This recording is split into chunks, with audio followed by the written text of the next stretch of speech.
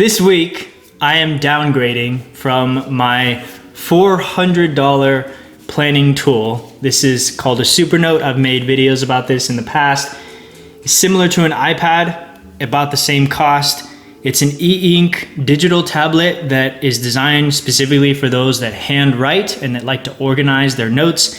It has a lot of tools that, I won't lie, for years I've been using it and it's served me very well. I've loved it. However, this week I'm downgrading from that tool to this less than $20 setup in a 3-ring binder, handwritten, on paper, the dividers, the paper, the pencil, everything, probably all together cost less than $20. I'm not certain that the new planning tool will end up being exactly this. I don't know if I'll use a 3-ring binder or some other notebook, for example, but I do know that whatever I do settle on, it will be on paper and it will likely cost a fraction of the cost of that tablet. With, you know, $20, it's less than 10%, less than 5% of what the tablet cost me.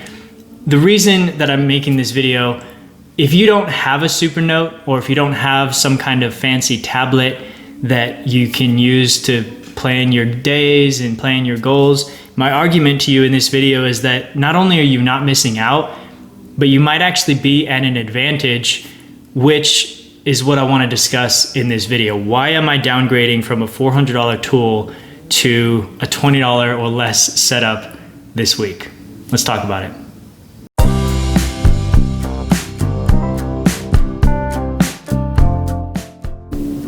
Well, the Supernote is designed to mimic the experience of an actual journal.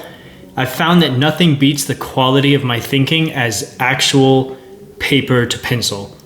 Excuse me, actual pencil to paper. With planning my daily goals especially, we'll talk about this a little bit more later, but I've found now that I'm just starting with a blank slate and I'm just asking myself essentially again and again and again, what are my goals for tomorrow? What are my goals for tomorrow? What are my goals for tomorrow? As opposed to what I've been doing, it's made a big difference already.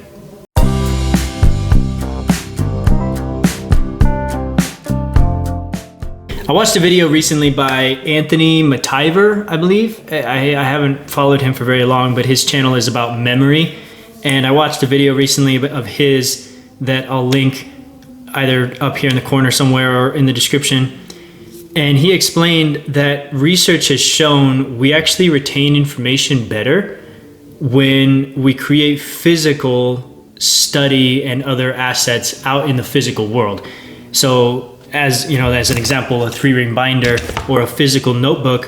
And the reason for this, at least one of the reasons, he said the spatial dimension, which is just a fancy way to say it being out in space, it's an actual thing that you can hold in your hands, that is like an aid to your memory, because part of what enables you to remember things is where it was, where it is. And when we use digital products, anything on the computer, Notion or otherwise, and don't get me wrong, there are advantages to those that you might use for other things, but with remembering things is what his video was about. It is beneficial, according to the data, to use physical assets and to create physical assets like that.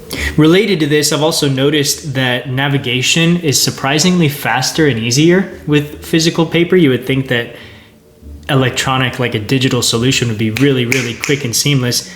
Well, the Supernote is a little bit clunky. It's not quite as seamless as an iPad, but even an iPad, I have to use the navigation tools rather than just knowing, okay, blue means daily, red means monthly. You know what I mean? It's just very quick and seamless, and I can switch back and forth between those immediately.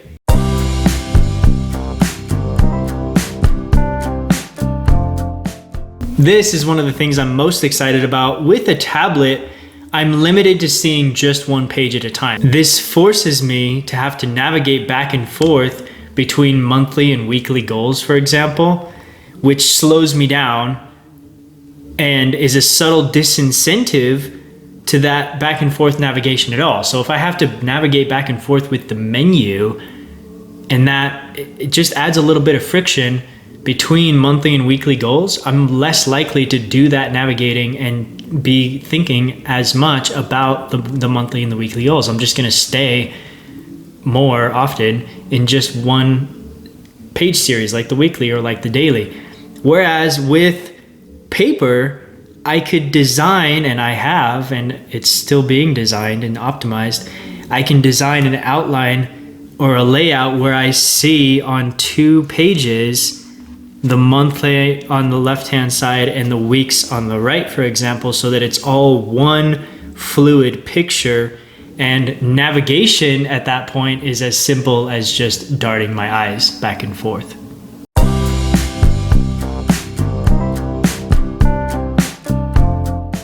Okay, now as with anything, there are trade-offs, and these are things to keep in mind. If you already have a tablet, or if you're considering still getting one, it may still be worth it depending on your needs, either to go with just a tablet or maybe to supplement.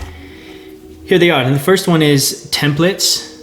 Templates are something that I have definitely taken advantage of.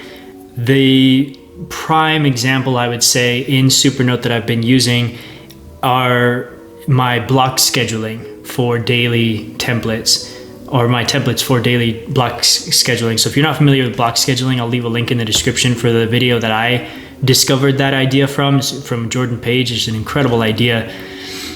With a Supernote and any other kind of digital tablet, you can make an outline, a custom outline that has your day's blocks already lined out for you, so you don't have to make that every single day, because they don't tend to change very much, the blocks themselves. And then every day you're just filling those in with the things that you have to do. That's what I've been using as my default daily planning strategy for years now, and it's worked fine. It's worked really well, actually.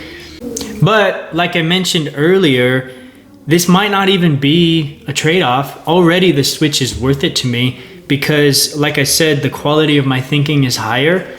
When I'm planning my days now, instead of starting with an outline of the day's blocks and then trying to fill in the white space, I now am starting each day with a blank slate and simply asking myself, what are my goals for today? Or what are my goals for tomorrow? What are my goals? What are my goals? What are my goals? What do I want to get done? What do I need to get done? How do I move closer to those things I want? And that's a really powerful thing to be doing every day.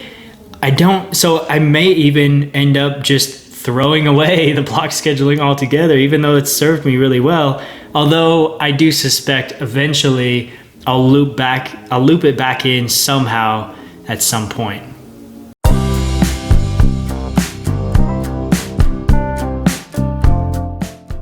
There's no question I'm gonna miss the portability of the Supernote. I mean, this thing is, you can see, I mean, it's like a little book, and not like a little notebook, kind of like an iPad, about as heavy. I can take it easily with me around. I can take it with me into restaurants and things. It's inconspicuous. Whereas a 3-ring binder is not quite as friendly to be taking around places. It's a little bit clunkier, especially trying to open and close the 3 rings. That's already become a little bit annoying. But I chose a 3-ring binder because I do like the idea of being able to add and remove pages. But I've been considering maybe going with just a standard journal instead, because I may not need to be able to add and remove pages. So we'll see how that goes. But the portability is certainly a potential trade-off.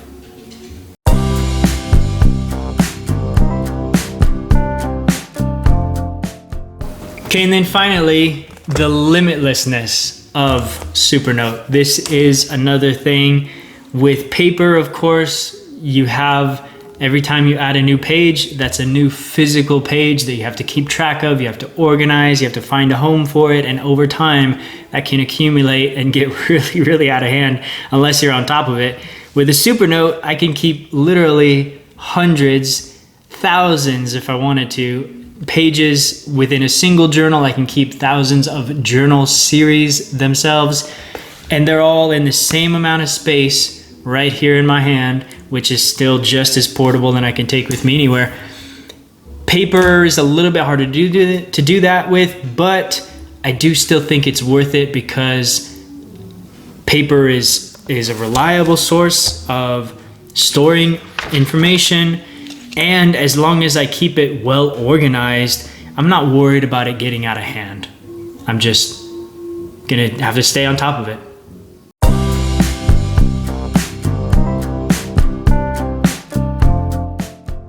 If you don't have a tablet, don't let that stop you from systematically writing out and working toward your goals. I have a tablet. I have had a tablet for years, and I am deliberately choosing to throw it out, metaphorically speaking, in favor of paper, of the basics, because of the advantages that come with it. If you stuck around this long, I'd love to see you again.